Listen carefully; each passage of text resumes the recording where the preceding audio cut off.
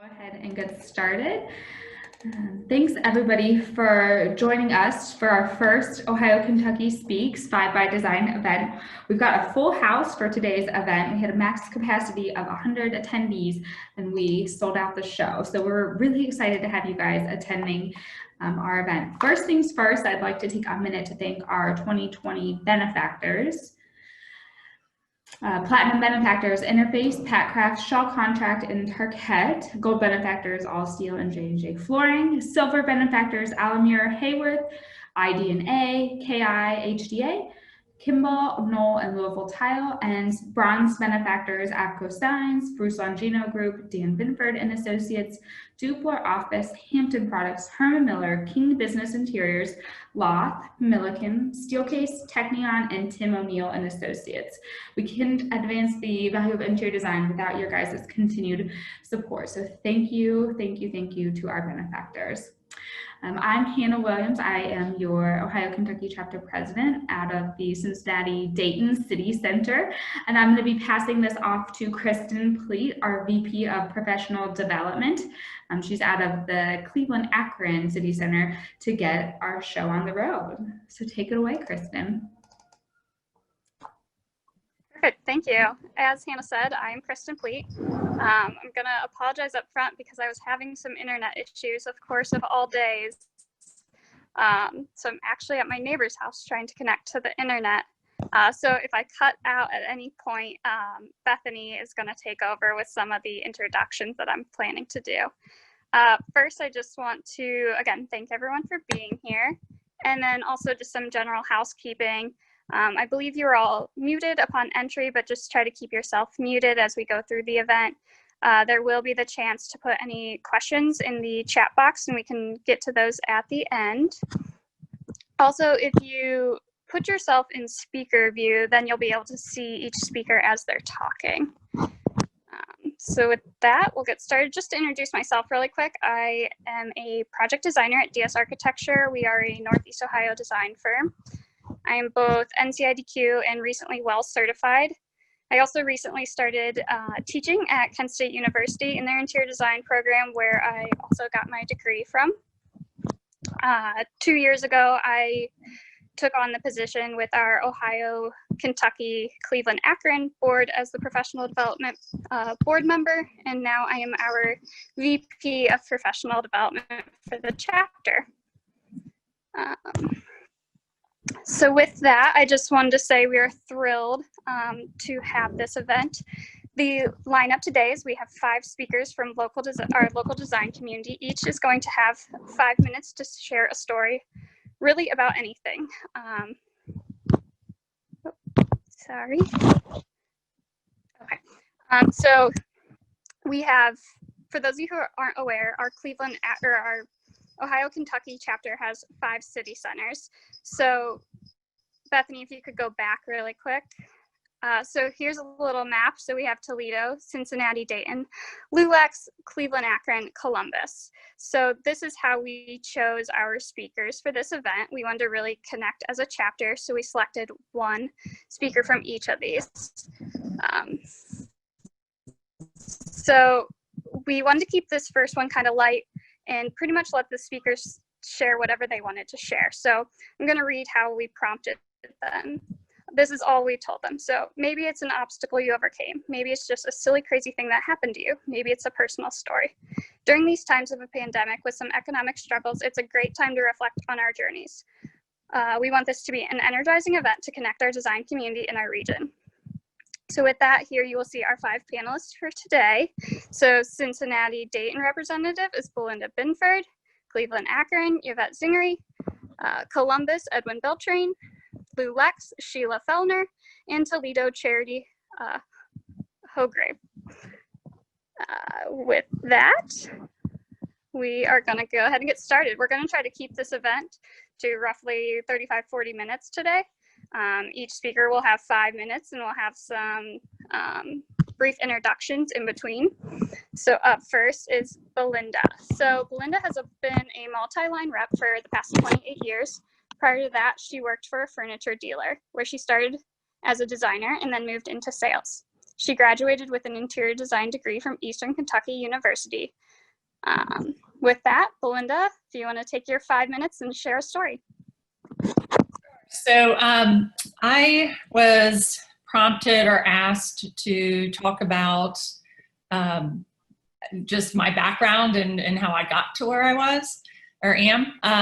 But I was kind of thinking in the bathroom this morning as I was getting ready, and I'm going to talk actually about Edwin, because more specifically about the first time I met Edwin. So I'll just kind of set the tone here. I started representing Carnegie about 16 years ago. And I don't remember exactly what year this was, but it was very early on. And at this time, you know, Carnegie had never been a really strong company in this area. Sales were very low and expectations were high. So I'm at NeoCon in this realm where I'm trying to impress. And Edwin and Karen Miller from MBBJ come walking in the showroom. And I'm like, yes, I'm going to impress Carnegie. I've got some big time designers coming in. This is going to be awesome. The design director happened to be standing close, Mary Holtz. I grab her over. I'm like, oh, you got to meet Edwin and Karen. Or actually, I didn't know who Edwin was. I knew Karen. Edwin was with her. And I don't remember if he had just started there or if I had just, our paths hadn't crossed before that. So we're showing all our new products and we're thinking we're impressing these two. And Edwin goes, why can't you come out with some nice looking cubicle curtains? And I was like, oh no, I'm in trouble. So Mary, being very kind, she's like, well, I think our cubicle curtains are kind of nice. What do you mean? What do you want to see? And Edwin looks around the showroom and he reaches over. I cannot do his accent, but his accent was in full force. And he's like, something like this.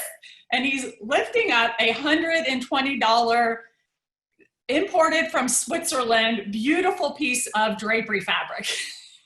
And I'm like, oh, I'm in so much trouble now. So the design director, Mary, was actually very kind and very intrigued. And I have to say that probably has been the driving force for healthcare fabrics since then. So we're talking now the last 10 years. So Mary was really challenged, and it took us a while, but I think we have come out with some products based on this conversation at NeoCon, and this challenge that Edwin gave her is make these fabrics look like $120 imported from Switzerland, beautiful draperies, but they still have to be at a different price point. They have to meet different performance criteria. So it wasn't as easy as it sounded, but it truly has been the driving force for Mary from a design perspective. So Edwin, I don't know if you realize that, but you have been a great influencer of Carnegie design with probably not even knowing it. And the takeaway from that for you guys, I think, is so many times you guys have to compromise your designs. You have budgets, you have clients that don't understand your vision. You know, you just get beaten down. I see it. When I show you great products, so many times you guys are like, oh, I just wish I had a client that could use this. But don't give up. Just keep asking, because you're going to just create that tickle in someone's brain, and you're going to make change. You might not even realize it, but just keep going and asking for things that maybe seem impossible.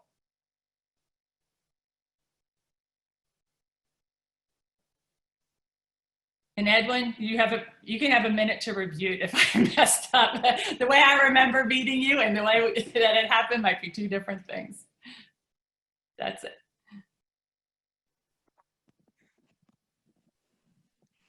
Belinda, would you like to take your last 2 minutes and kind of explain how you got to where you are today and what it's like working in a family business? Oh, I still have 2 minutes left. Sure. So as I kind of mentioned in my bio, I started off at Eastern Kentucky University in design school. I wasn't one of those people that had a direct path. And it's funny now raising children that are that age, that are either starting off in college or starting off in their career. I kind of knew it going through it, but looking at it from an adult, watching them, it's a really hard time, especially for a lot of people. Some of people just are a straight line. They know exactly what they want to do. I had no clue. So I went to Eastern, looked at all different majors, ended up with an interior design. It intrigued me. I have to say, I don't think I was ever very good at it though. But it's funny when you look back, you kind of see how your path makes sense. So I've always enjoyed being on the fringes of design, but to actually produce good design, I could never get my projects finished. I probably didn't make good grades, but it's always been a part of my passion. So I ended up going to a furniture dealership as a co-op, working there, getting a job right from school, and then really gravitated towards the sales end of things. There wasn't much opportunity at that dealership to be in a sales position, so I switched to a different furniture dealership in sales and really jumped from the frying pan into the fire. It was the worst job ever. I had no support, no help. I didn't know what I was doing. It was awful. At that time, I met Dan and we started dating and got engaged, and he knew how miserable I was in my job. So he's like, hey, come work for me. So at the time I was doing inside sales. And what that meant back in the mid 90s was I would sit there and answer the phone. I would write down the message for Dan. About twice a day, he would pull over, usually into a hotel, to call me to write down all the messages, and then he would call everybody back. So I did that for a few years, and then position opened up to start going out, and I've always been gravitated towards the fabrics. To me, that was just something that always spoke to me, that like I remember every text. I can't remember what I had for dinner last night, but I remember every textile rep I ever met as a young designer. So it was just a blessing when Carnegie asked us to represent them, and it's been a really good 15 years working with a great company. Oh, and working with Dan, that's taken a little, how should I say this? So I think it's very similar to working on like any sort of team atmosphere. The reason it works is because we give each other space. You know, he has his things that he does very well. I have things that I do very well. We always are asking the other's opinions, or maybe giving it when not asked. But, you know, if it's my wheelhouse, he'll step back and let me make the decision, even if he thinks it's the wrong one, and vice versa. And really, I think that's the only way it would ever work. And we are both really enjoy work and kind of make it our lives. So if we didn't work together, we wouldn't have a lot in common. So it's worked for us. Did I go over? We need a little stop clock. I lost track.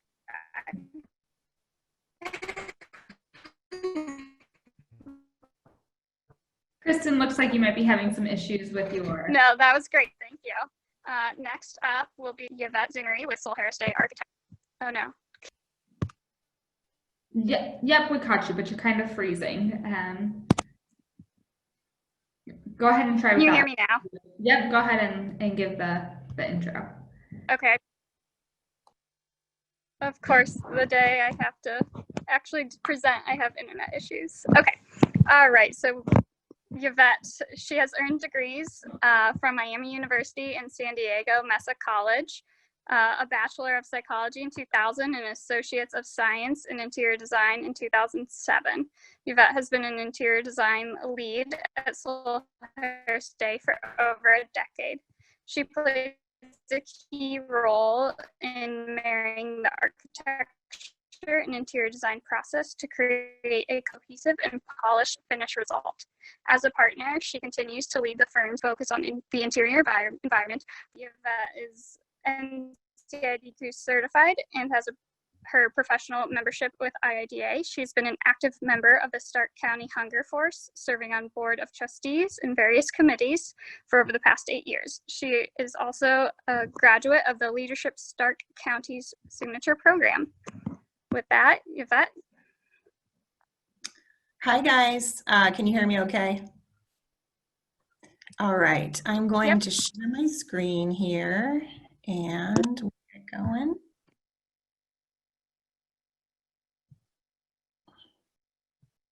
All right, so of course it's not, hang on one second here.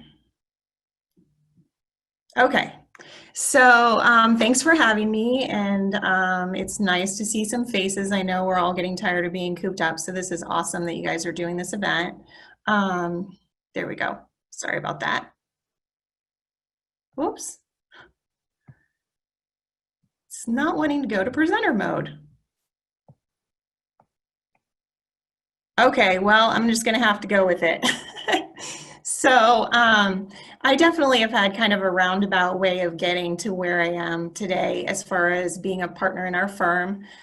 So I work for a small firm, but maybe kind of a large small firm. So there's about 25 of us, and we have some interiors folks and also just 4 people in interior design, and then a lot of architects and a construction management person and some support staff that make up those 25. So this graphic really speaks to me about my journey, and so I'm just going to kind of share some personal stuff today about how I got to where I am. But the top picture is definitely me, so definitely had a very roundabout way of getting to where I am, but I think in a lot of ways it's all about the journey, and I think that's okay to kind of stumble a few times before you get to where you want to go. So as they were saying in my intro, I just am sharing this picture because I think it's pretty, and it's actually a very realistic picture of Miami. If any of you guys went there or have been to that campus, it holds a special place in my heart. But I did not study design there. I don't think I knew when I was 18 that you could even do interior design as a career. So I studied psychology. I was always really good at listening, better than I was at talking, and so I thought I might want to be a counselor. And so I studied psychology, graduated in 2000, started working right away. And while I was at Miami, I had taken some political science classes and really kind of related to that and enjoyed those. So after I graduated from Miami, I actually took the LSAT and went to law school for a short time. So I went to University of Akron. I was working full-time during the day and going to law school at night. And that was an interesting time of my life. Definitely decided that that was not for me. So I was in my mid-20s at this point, looking for like my next journey. And that ended up taking me to San Diego. So I'm actually from California. But I moved to La Jolla, and this is actually a picture taken from my balcony. I got to live on the Pacific Ocean for a couple of years, and that was a pretty awesome time. But while I was out there, I went to visit my best friend at the time who lived in Florida. And while I was visiting her, she had a meeting with an interior designer. She had this big house and she needed to furnish it. And so I went and met with her designer with her, and that was when I knew, like, this is something I could really get into. So let's see if let me try that. Okay, so after California, I did move back to Ohio. I graduated from Mesa College and was looking for a job. So I came to Canton, Ohio, and I got hired by Soul. So the picture that you're seeing on the right is not what it looked like when I started working there. The picture on the left is our old office building that we were in the first couple of years I was there. And we kind of we joke that it was like the McOffice building. It was like very nondescript, not very interesting, not a lot of light, all the bad things. So I started working there in 2008, and in 2010, they actually invited me to have a part in designing and actually owning the new building. So that was really cool. I'm actually part owner of this building, and there's like seven of us all together that own the building. So I guess the rest of the time I just wanted to talk about like my years at Soul and how I've seen things really change. So like when I first started there, it was very much like I was the only interior designer, and it was kind of like you bring in the designer at the end of the project and they pick out the colors and the finishes and maybe some furniture, and you know, then you go on to the next one. So these pictures that I'm sharing right now are some projects that I guess you would call favorites, but these are the ones that when we started like integrating interior design into our process and not just making it this after thing, and when we actually started working together as a team from the start, this is the type of result that we started to see. So I'm really proud of these pictures. It took us a while to get here, but I think it really shows just in everything, you know, and like I said, these are just some of the things that I'll probably always be proud of for my career.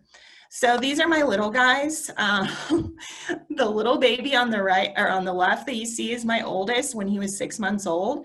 And this is just kind of a silly story, but when he was 6 months old, this picture was taken the day I took the NCIDQ. And I had the brilliant idea to take my 6-month-old and my husband down to Columbus with me to take the test. Not a good idea. If you've ever had a baby in a hotel room, you know that this is like treading on very thin ice. So I had no sleep and just a very, very difficult experience. So I ended up taking the NCIDQ twice. And the second time I was pregnant with my second. So I don't know why I torture myself like this. But anyway, these are my kids, and they're kind of what bring me the most joy and inspiration at this point in my life. So I know I'm probably over on time, but this is just something I wanted to share, like a tidbit. I know sometimes when you've been working in this industry for a long time, you can get kind of complacent and you feel like, well, my designs really don't matter. You know, we're just doing, you know, sometimes it can just feel like you're in a rut. Well, the power of design to me is just so unbelievable. And I don't know if you guys know what these are or have seen them around, but they're starting to pop up more and more. And this one's called a Mom of a Pod, but it's basically a mobile nursing room. And I'm sure a lot of you guys are incorporating these into your designs, but they're just so unbelievably important. And I think this is like the power we have as designers, is to be able to provide spaces for people that make them feel comfortable and make them feel, you know, respected. And this is just such an awesome example of that. So I just wanted to share that, and hopefully you guys got something out of my 5 minutes. Thanks. Thank you. That was lovely. All right. I'm just going to leave my video off to make sure you guys can hear me fine. So next up is Columbus. And we have Edwin Beltran, a principal with NBBJ. So as a design lead with their NBBJ's interior architecture and design practice, Edwin has helped develop one of the nation's most admired healthcare design practices and led some of the firm's most notable and award-winning healthcare interiors. Influenced by his training as an architect and his keen sensibility for interior design, Edwin's approach to design translates clients' goals into comprehensive conceptual frameworks in which form, function, space, light, color, fabrication techniques, and human experiences are thoughtfully and holistically resolved into beautiful places tailored to hospitably host life. A strong advocate for integrated design excellence, Edwin's multidisciplinary approach consistently promotes a close and collaborative relationship between the project team, client, and consultants in order to assure a unified and cohesive design vision and overall project quality. In his over 22 years of design experience, he has also worked nationally and internationally on large mixed-use buildings and institutional campuses, as well as commercial and hospitality interiors. His design work has been recognized with multiple AIA and IIDA honor awards and is featured in national and international publications. Edwin, take it away.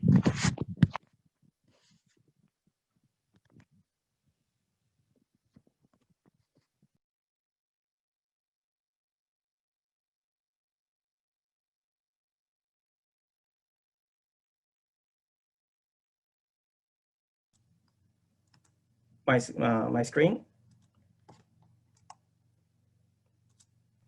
Yep. Can you see my screen? Perfect. Well, thank you very much, everyone, for inviting me to be part of this, and really looking forward to to this conversation. And thank you very much, Belinda, for the shameless plug. So now we're probably going to be known as the challenger. And just as a side, I did the same thing to her husband. And we have done some really interesting things with furniture to working with Dan and Yvette. That was really, really great to see how you have developed throughout your practice.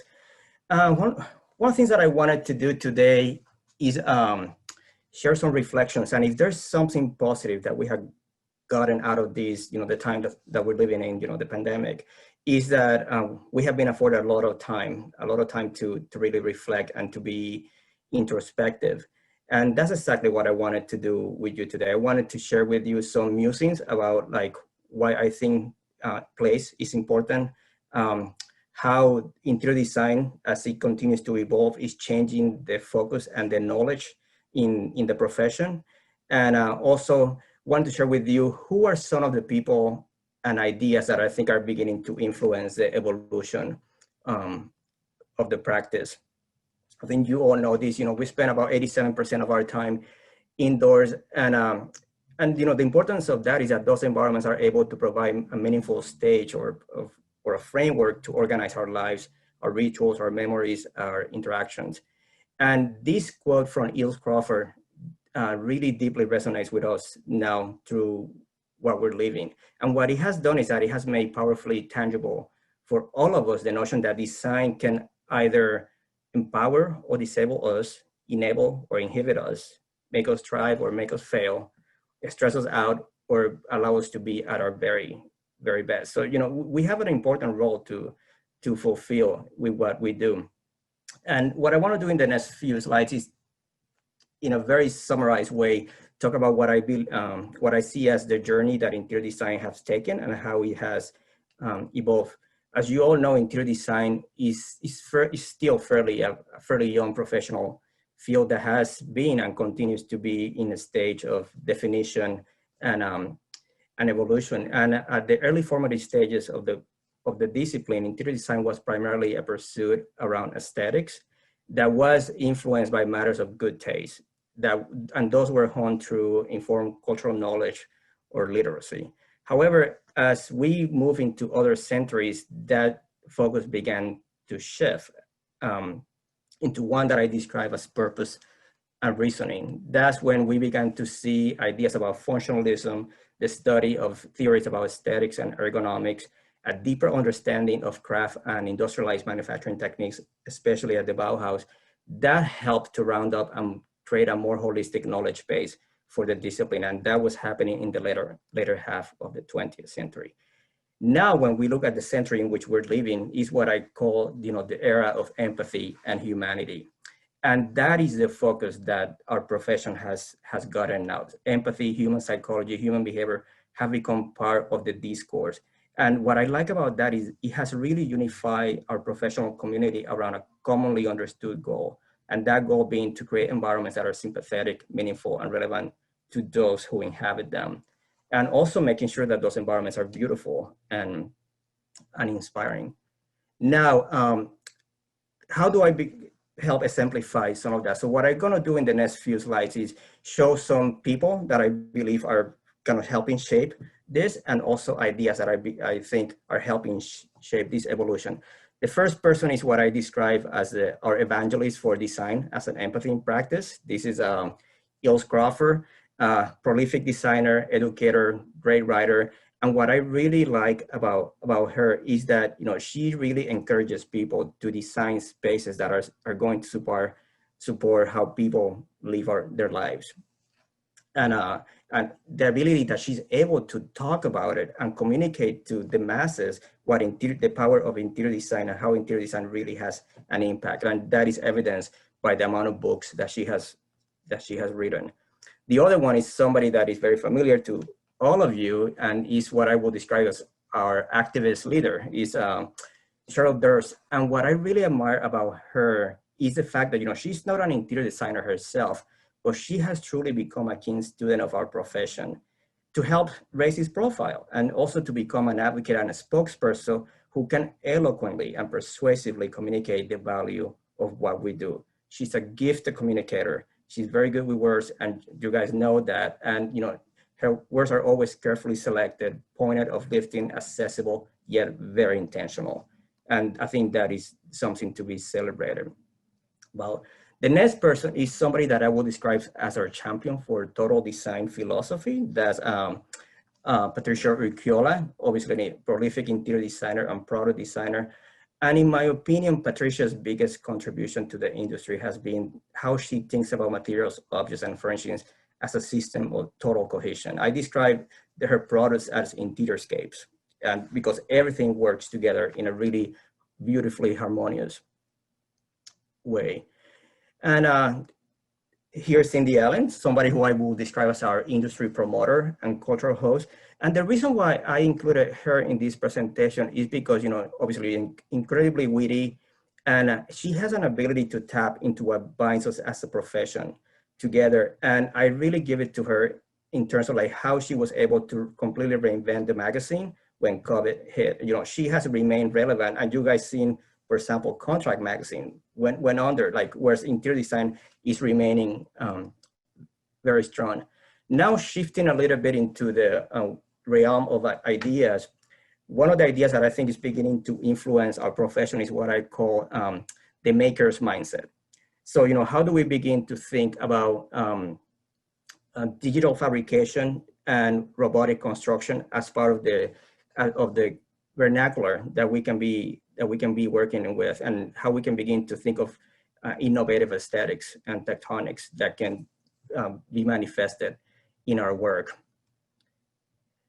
And sometimes to be able to achieve that, we really need to partner with like really incredible people. Like, Belinda was talking about how we talked to her and to Mary Hall to be able to achieve some of the things that we wanted to do. In this case, the work that you see in the slide is the work of the French design studio, Joan Manco. I really like that interior design office. And they partnered with Studio MTX, which Studio MTX is a high couture embroidery fabricator. And together they developed these incredible screens that, they're a combination of like handmade things with digitally fabricated elements. And it's just absolutely beautiful and stunning. Another idea is the whole notion of recycling and upcycling. And that is evidence on the work of somebody like Suzanne Tick, and how she's taking trash and turning it into something beautiful. And there are others that are doing the same and turning into like really performative materials. So recycling and upcycling. Then another idea that I see beginning to appear in our work is like how we're taking design as an opportunity to choreograph behaviors, and diagrams such as this one are beginning to appear more and more in the work that we are doing. The next one is the work of Neri Hu. That's another firm that I really like their work, and this is what I will describe as aesthetics of bold and singularity. And what I like about that is ideas that are cleverly expressed at their most essential level, at the most essential form, but without becoming one-liners. These ideas are really legible, but they still are very rich, deep, and layered, like is suggested in this image here for the Suwatsu store in Seoul, and where you have this brass infrastructure that is permeating the entire store and kind of guiding you through the experience. Another trend that I'm beginning to see is the intersection of science and design. We're beginning to partner with scientists, in this case, it's a molecular biologist, to really understand how the brain perceives and understand space, so we can begin to really work in environments that are going to make us happier and more productive. Nature has been infused into design too. So the way that I see here is like thinking of nature as something more than just a view. Like, how is nature part of the expressive tool of mediums that we use as designers to shape spaces and create experiences with that? The democratization of good design, which is manifested here by the work of Kia Witherspoon. And how can we, through good design, we can make good design accessible and available to everyone. So it's about equity. And here are the last few slides. Everything that was old could be new again, especially at the time of the pandemic. looking at the work of Alvarado and the Plymouth Sanatorium for tuberculosis. And, you know, very simple. A lot of times we're complaining, oh, there's no budget to do anything. And everything here was done through pain. But like, you know, pain was very carefully selected in terms like, you know, those patients were spending a lot of time laying on their backs. So how do you think of the ceiling as a surface of opportunity? How do you think about how to create ambient lighting with the colors that you're using, even to the way in which the angle of the sinks can prevent noise in the space? And this was more than 70 years ago, and all these ideas are relevant back again. And the last thing that I wanted to kind of point out is what I will describe as humble, engaged, and humanized leadership. One of the things that we have learned through all of this is really, you know, we need the human contact. We need to be with each other, and we cannot take our relationships for granted. So we need to, you know, as leaders, we have to be humble, we have to be authentic, we have to encourage what I describe as bilateral mentorship, you know, mentor, mentee, and we're learning from each other because we both have to nourish not only our soul and spirit, but also our resilience so we can all get through this together. So thank you.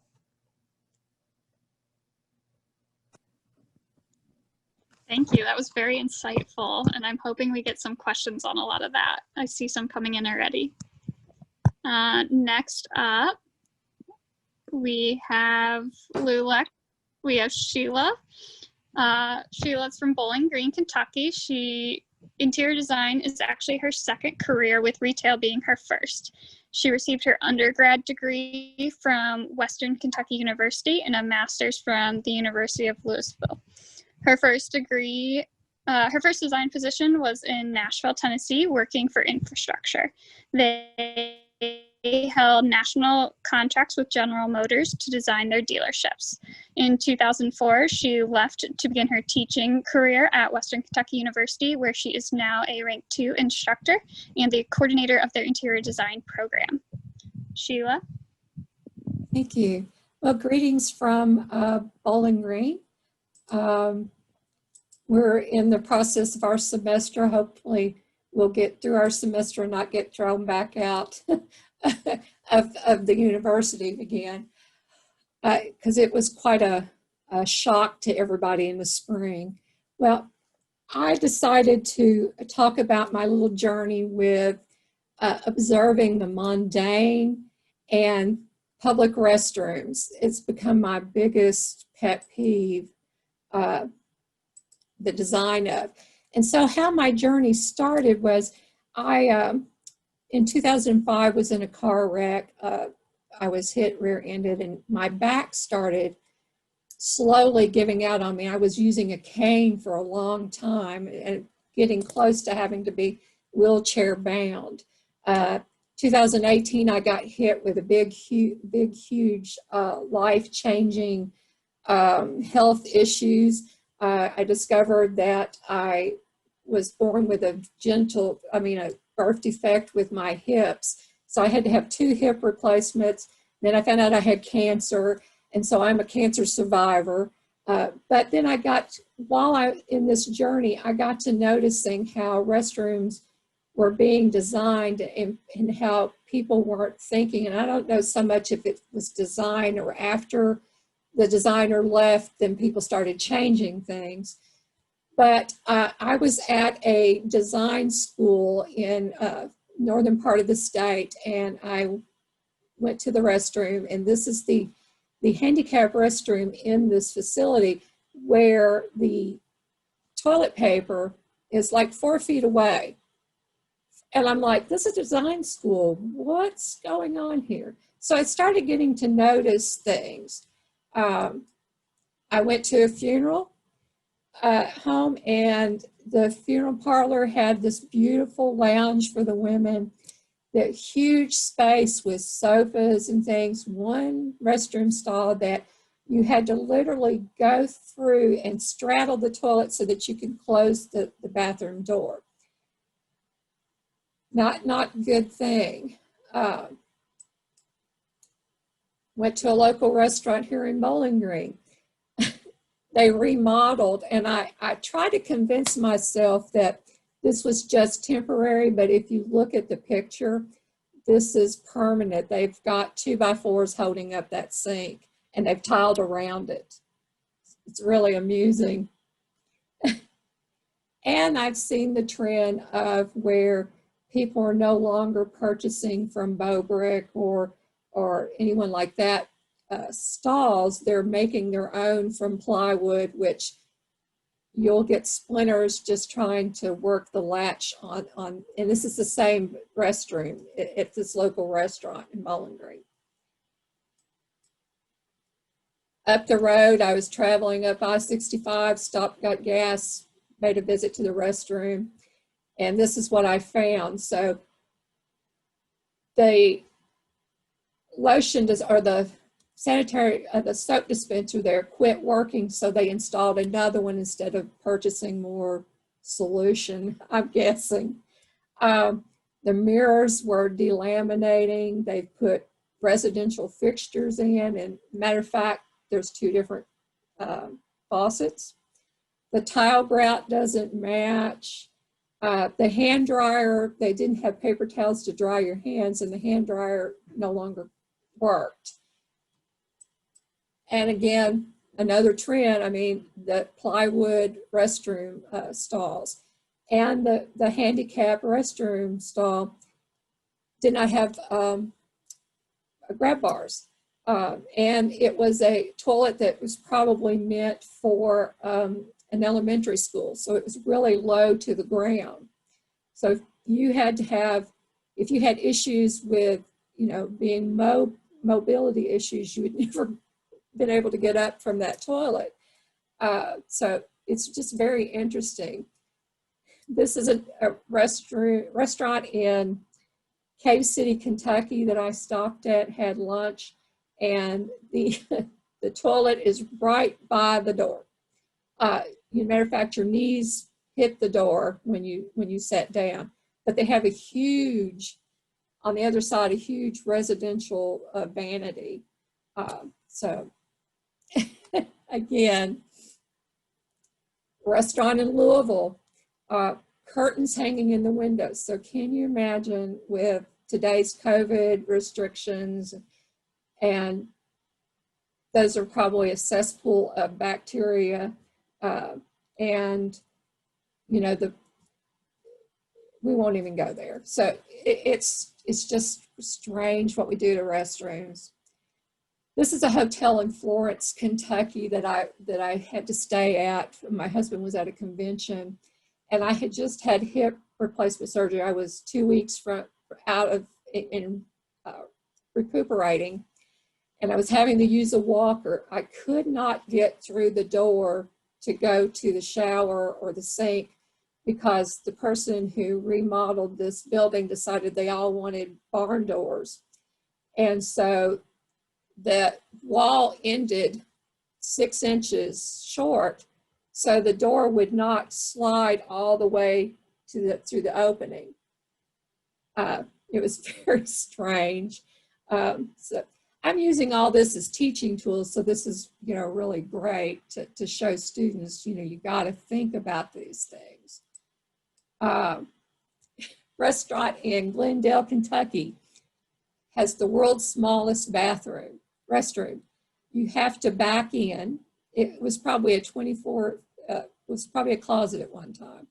That sink is 12 inches because I carry a tape measure with me all the time, so I had to measure it.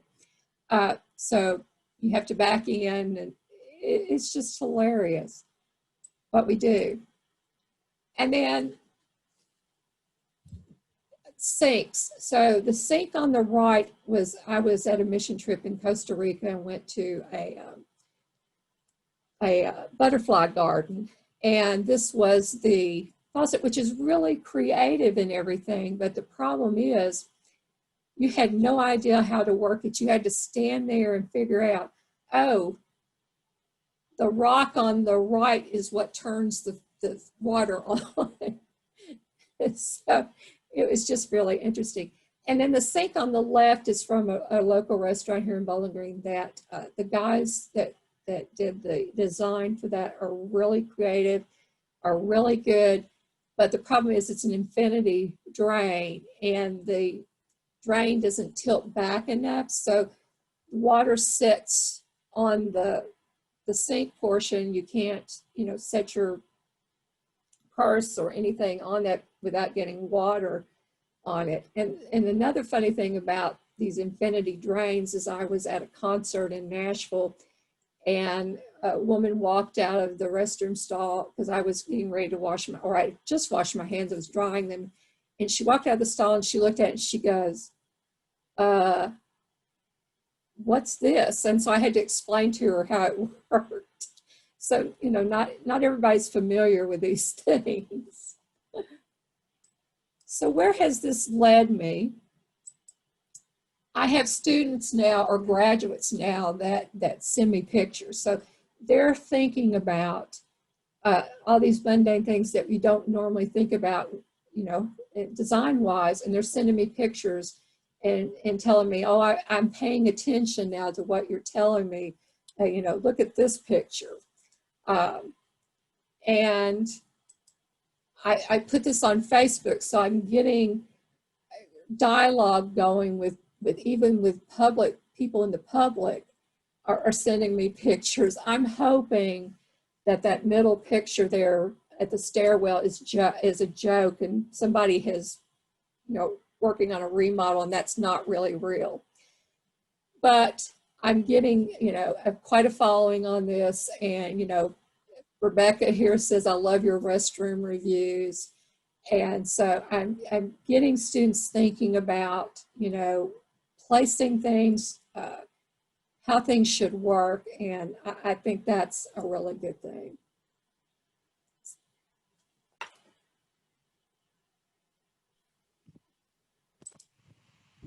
All right, thank you. Are you the one behind Please Hate These Things at Instagram? Or is that just an Instagram you like to follow?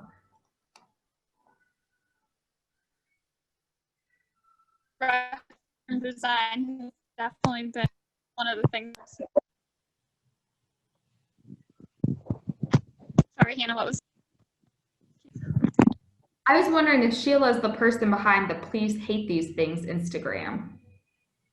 No. No, okay, just one you like. I always get a good chuckle at those. I love that one.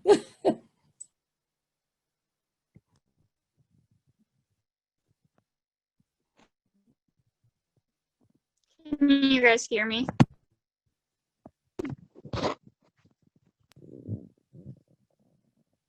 Yep, go ahead. Hello. Okay, you can hear me. All right. So let's wrap this up with Charity from Toledo. So Charity is a general manager at NBS Commercial Interiors in Northwest Ohio markets. She graduated from the Savannah College of Art and Design with a Bachelor of Fine Arts degree in 2005. She started her Ohio career with NBS as a designer in 2006 after moving here from Mississippi. She's held a variety of roles in the industry, including her interior designer and architecture firm, a furniture dealer sales rep, as well as a manufacturer's rep for Interface. Her well-rounded resume has been invaluable to her current role since NBS Commercial Interiors prides themselves as an interior integrator offering architecture, furniture, and technology services. Charity is a LEED Legacy NCIDQ certified and has held memberships in US GBC and IIDA. She has received the honor of being Rookie of the Year with Interface while she was there and nominated for Toledo's 20 Under 40 in 2019. Charity, go ahead. Okay, thanks everyone. Let me see if I can share my screen. Can you guys see my screen? Okay. Well, hi, I'll try to be brief. I know that I'm just like all the rest of the speakers. I could talk all day long about this subject matter, but I just first wanted to thank Bree and Emma from Toledo for inviting me here, and Kristen for all your help. And sorry you're having internet issues today. That's unfortunate, such as karma for 2020, right? I just want to say hi, and I wanted to introduce myself by these slides or these photos that you see on the slide. This is me, and this is the best representation of myself that I could give at the moment. It's me at the boardroom table, me trying to lift spirits during the pandemic by having a spirit week with my team, and then me mothering. As you heard, I'm a mother of 4, so I spent a lot of my time doing that as well. I wanted to talk a lot about my unconventional path, much like Yvette did. And as you heard, I'm from Mississippi, very small town, population 1,100. And, you know, it was my mission growing up to get out of there. And now it's funny because if anybody that knows me, you know, now I'm trying to get back. But I wanted to get out of there and live in a loft in New York City and be an artist. And so I kind of got close. I live just in front of a cornfield in Bowling Green, Ohio. So 4 kids. So I'm really close to meeting that dream. But I wanted to admit to you guys publicly that I was inspired by some of the greats like Trading Spaces and Bob Ross. Love those happy trees. And I tried to recreate that landscape as quickly as I could. I never did master that, but I am not ashamed to admit I am not a decorator, but I was inspired by Trading Spaces. I was lucky enough to get a scholarship playing softball for the Savannah College of Art and Design, and who knew that even existed, right? Who knew you could get an athletic scholarship at an art school? By the way, the program's not there anymore, so you can't anymore, but you could back in 2003. So I wanted to talk about my unconventional path, and you'll notice really quickly that there are duplicates of logos here. So I've been kind of full circle. You know, I started with MBS here in Toledo, and now I'm back at MBS. But what I really wanted to talk about, in much like, you know, Yvette mentioned, that unconventional path, and I wanted to reference a book by Sheryl Sandberg, Lean In, and some of you guys might have read that book. I'm going to reference it again later. But until my most recent position as a general manager, when someone asked me about my resume, I got a little embarrassed or sometimes publicly apologized. I'd say something like, well, you know, I have a bit of a millennial career path, you know, because it was somewhat apologizing for what some might see as job hopping. And I think now that I've read this book and had some good coaching from some mentors in my career, that I don't have to apologize for that. In fact, you know, the stat that's referenced in this book said that in 2010, the average American has 11 jobs from the ages of 18 to 46 alone. So that means that climbing that, you know, corporate ladder isn't always necessary. And, you know, I think that if you do that, if you find yourself at an amazing place and you stick with it and stay at that same job forever, great. But if you don't, that's okay too. I just wanted to kind of reflect on the fact that Sheryl said that this was the ability to forge a unique path with occasional dips and even dead ends at times, like a jungle gym, right? And who doesn't love a jungle gym? It's so much more creative and fun than a ladder.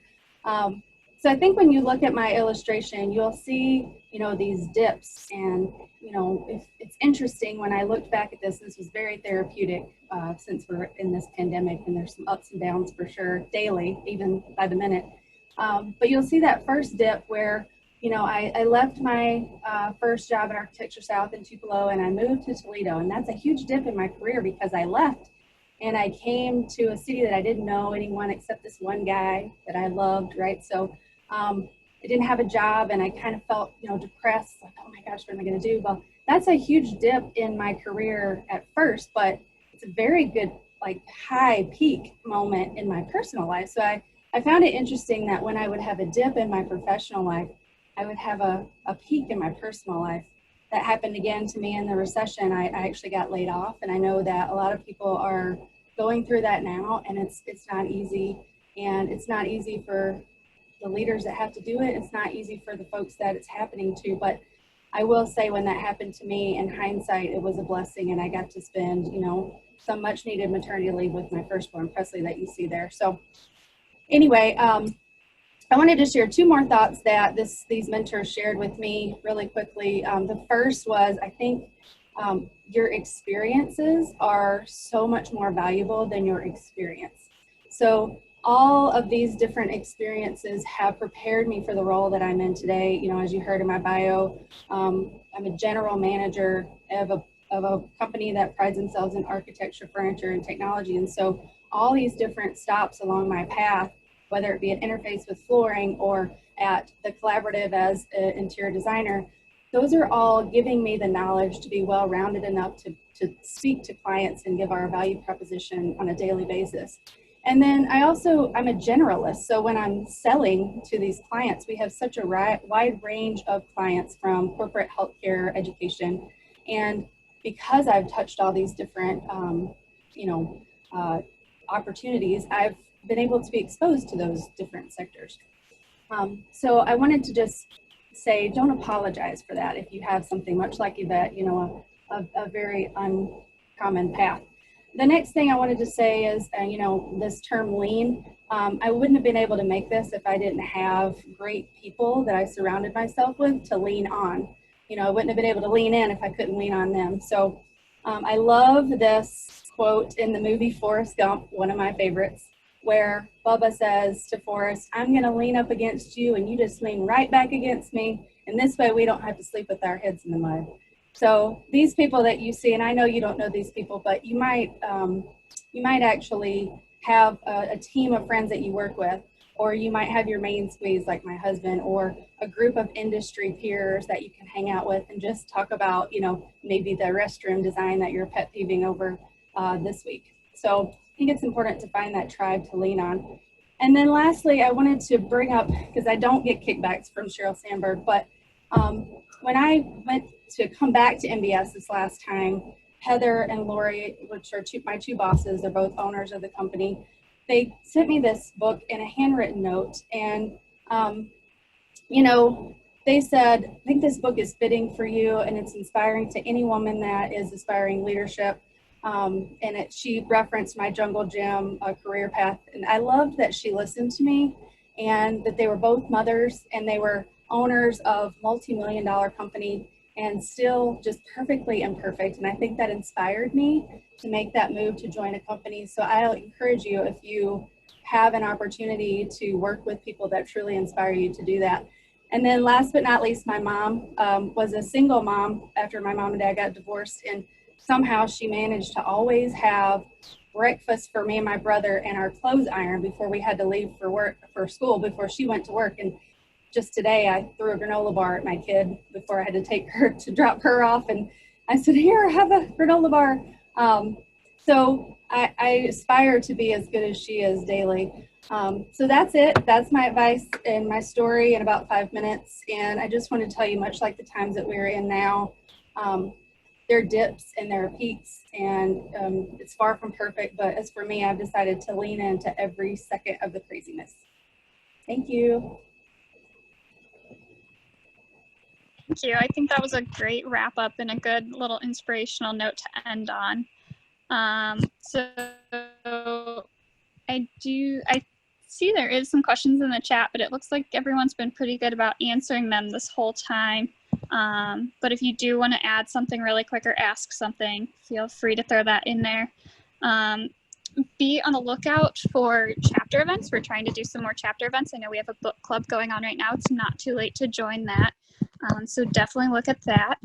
And then I do have, we came up with this event, and I hope that we're able to continue using this kind of platform, this Ohio Kentucky Speaks. And maybe next time we focus on a certain topic or have a little bit more of a focus. So I do have a little poll that I would love if everyone could take a few seconds and just answer those before you sign off with just a few questions. Let me see if it'll work.